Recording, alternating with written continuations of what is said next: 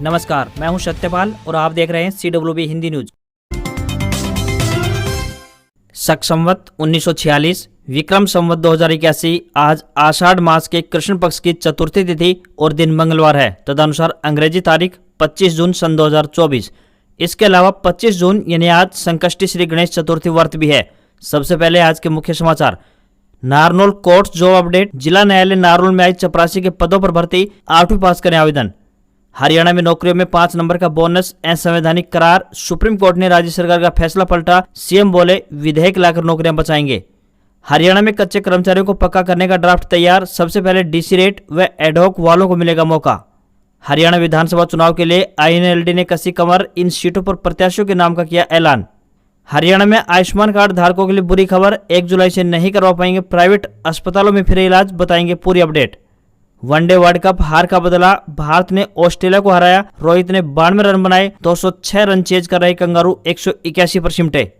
कीमत काबू में रखने के लिए गेहूं पर लगी स्टॉक लिमिट। होलसेलर्स के लिए स्टॉक सीमा 3000 टन तय, तो 31 मार्च 2025 तक होगी लागू। 1 जुलाई से महंगी हो जाएंगी हीरो की गाड़ियां। कंपनी ने 1500 रुपए तक बढ़ाए दाम। और 18वीं लोकसभा के संसद सत्र का आज दूसरा दिन। आज 272 सांसद शपथ लेंगे। कल 262 सांसदों ने ली थी शपथ। और अब खबरें विस्तार से।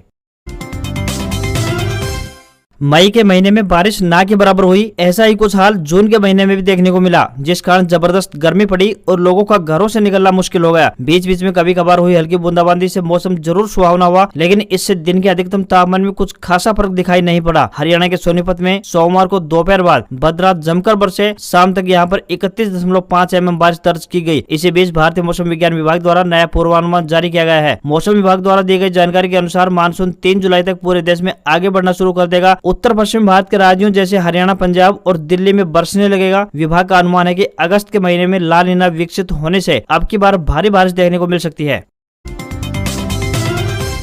अगर आप बेरोजगार हैं और इन दोनों नौकरी की तलाश में हैं, तो आपको बहुत ही कम शैक्षणिक योग्यता पर एक अच्छी नौकरी मिल सकती है। बता दें कि डिस्ट्रिक्ट एंड सेशन जज नारनौल में चपरासी के पदों पर भर्ती के लिए आवेदन मांगे गए हैं। जो भी उम्मीदवार इन पदों के लिए इच्छुक है वह अपने आवेदन भेज सकते हैं। पुरुष या महिला जो भी इच्छुक उम्मीदवार है वह अपने आवेदन भारतीय डाक के माध्यम से भेज सकते हैं। इन पदों के लिए उम्मीदवार हिंदी विषय सहित 8वीं पास होने चाहिए। न्यूनतम आयु 18 वर्ष और अधिकतम आयु 42 वर्ष तय की गई है। आवेदन करने की अंतिम तिथि 30 जून 2024 है, तो वही इंटरव्यू की तिथि 15 से 22 जुलाई 2024 है।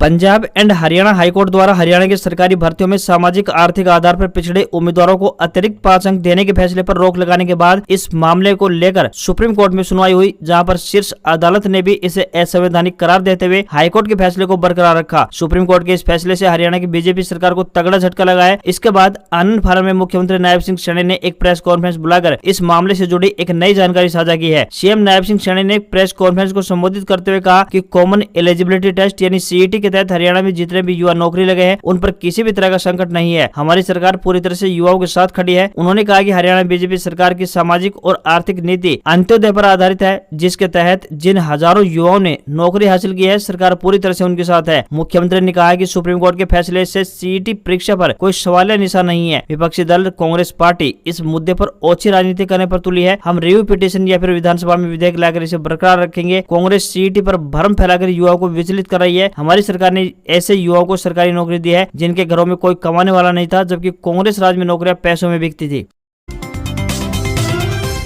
हरियाणा में जल्दी ही विधानसभा चुनाव होने वाले हैं। इन चुनावों से पहले हरियाणा सरकार कर्मचारियों और कच्चे कर्मचारियों को लुभाने का प्रयास कर रही है। सरकार ने कच्चे कर्मचारियों को पक्का करने के लिए एक ड्राफ्ट बना लिया है। इस ड्राफ्ट के तहत डीसी रेट पर लगे उन कर्मचारियों को पक्का किया जाना है जिनका कार्य संतोष देने वाला है और जो स्वीकृत पद के मुकाबले लगे हुए हैं। फिलहाल सरकार यह तय नहीं कर पा रही है कि इस सीमा में 5 साल से कार्यरत कर्मचारियों को शामिल किया जाए या फिर 7 साल से काम कर रहे कर्मचारियों को लिया जाए। सरकार चाहती है कि शुरुआत में डीसी रेट और एडहॉक पर लगे कर्मचारियों को पक्का करने का अवसर दिया जाए।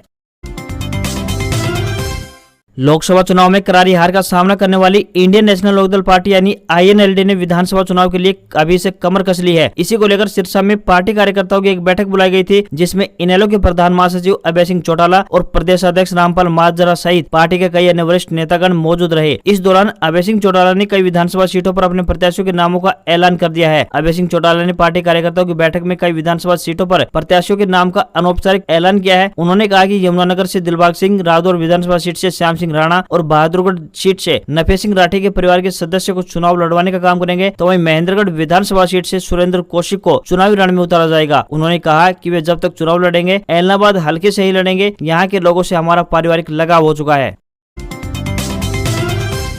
गरीब लोगों को फ्री चिकित्सा सहायता उपलब्ध करवाने के उद्देश्य से सरकार द्वारा आयुष्मान भारत योजना शुरुआत की गई थी, जिसके तहत गरीब परिवारों को सालाना 5 लाख रुपए तक का मुफ्त इलाज करवाने की सुविधा दी गई थी। लेकिन अब पात्र लोगों को इस योजना का लाभ उठाने में दिक्कतों का सामना करना पड़ सकता है। दरअसल निजी अस्पताल संचालकों ने अब अपने अस्पतालों में आयुष्मान कार्ड योजना के तहत मरीजों को भर्ती करने और इलाज करने से मना कर दिया है। आपको यहाँ पर बता दें कि अभी तक प्राइवेट अस्पतालों द्वारा सैकड़ों मरीजों का इलाज आयुष्मान भारत योजना के तहत किया जा चुका है, जिस पर तकरीबन 18 करोड़ रुपए का खर्च बना हुआ है, लेकिन सरकार द्वारा इसका भुगतान नहीं किया गया है। 27 जून को मीटिंग का आयोजन किया जाएगा। 1 जुलाई से जिले के सभी प्राइवेट अस्पताल आयुष्मान योजना के मरीजों का इलाज करना बंद कर देंगे।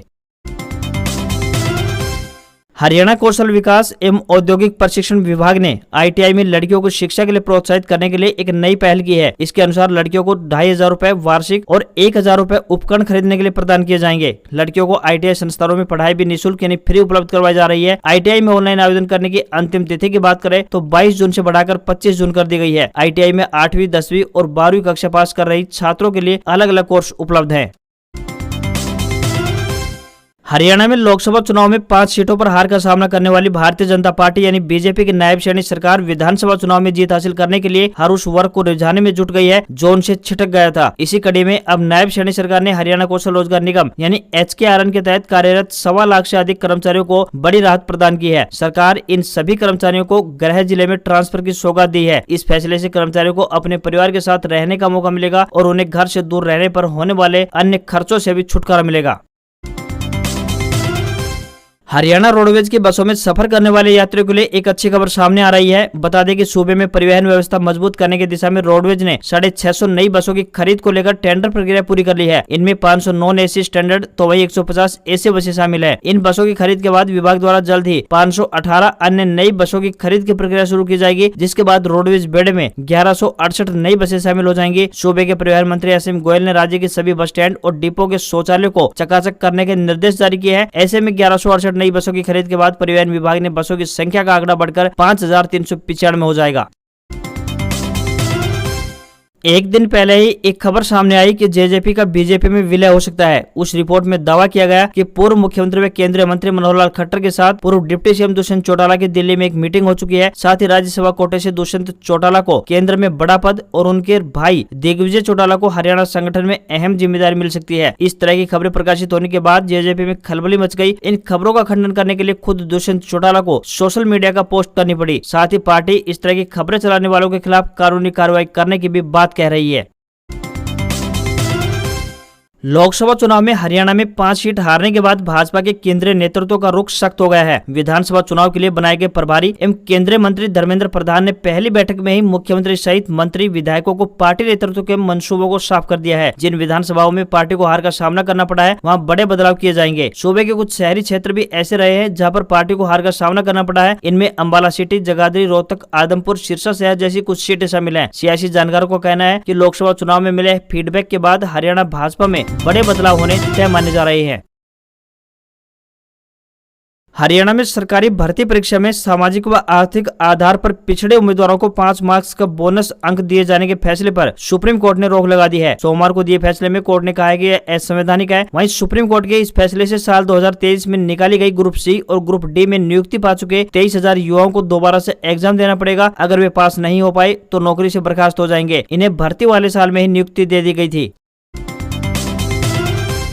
उत्तर भारत में पिछले दिनों हुई बारिश के बाद मौसम में काफी गिरावट देखने को मिली। भीषण गर्मी से तप रहे हरियाणा, पंजाब, चंडीगढ़ और हिमाचल प्रदेश के कुछ हिस्सों में तापमान में तकरीबन 5 से लेकर 6 डिग्री सेल्सियस की गिरावट देखने को मिली है। हरियाणा, पंजाब, चंडीगढ़ और हिमाचल प्रदेश में 27 जून के बाद बारिश के आसार जताए गए हैं। 30 जून तक इन राज्यों में मानसून आ जाएगा। प्रदेश में मानसून मध्य प्रदेश और यूपी के रास्ते दस्तक देता रहा है। अब की बार भी दोनों ओर से मानसून के आगे बढ़ने के आसार दिखाई दे रहे हैं। मौसम विभाग पहले ही कह चुका है कि इस बार हरियाणा में सामान्य बरसात होगी, तो वहीं पंजाब में 26 जून से हल्के बादल छाएंगे और कहीं कहीं बारिश हो सकती है। वहीं 28 जून को बारिश की संभावना अधिक है, जो कि प्री मानसून की दस्तक होगी। तो वहीं 30 जून तक पंजाब में मानसून आने की भी संभावना है।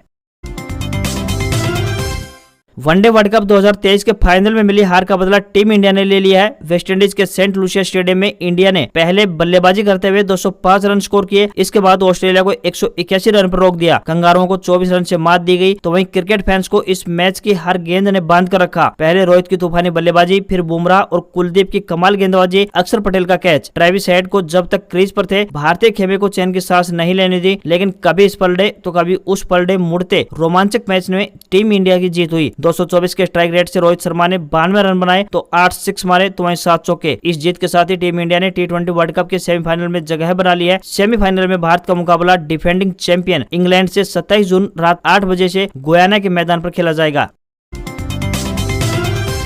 भारतीय शेयर मार्केट में मामूली बढ़त देखने को मिली है। सेंसेक्स 131 अंक की तेजी के साथ 77,341 के स्तर पर क्लोज हुआ। तो वहीं निफ्टी में भी 36 अंक की बढ़त देखने को मिली और ये 23,537 के स्तर पर क्लोज हुआ। वहीं 10 ग्राम 24 कैरेट सोना 150 रुपए गिरकर 72,230 रुपए पर पहुंच गया। तो वहीं 1 किलोग्राम चांदी 300 रुपए गिरकर 91,700 रुपए में बिक रही है। वहीं दिल्ली में 10 ग्राम 22 कैरेट सोने की कीमत 66,400 रुपए और 10 ग्राम के 24 कैरेट सोने की कीमत 72,380 रुपए पहुंच गई है। आज खबरों में बस इतना ही। देखते रहिए आपका अपना हरियाणा का सबसे बेहतरीन news channel CWB Hindi news. नमस्कार। इसी आशा के साथ आपका दिन शुभ रहे।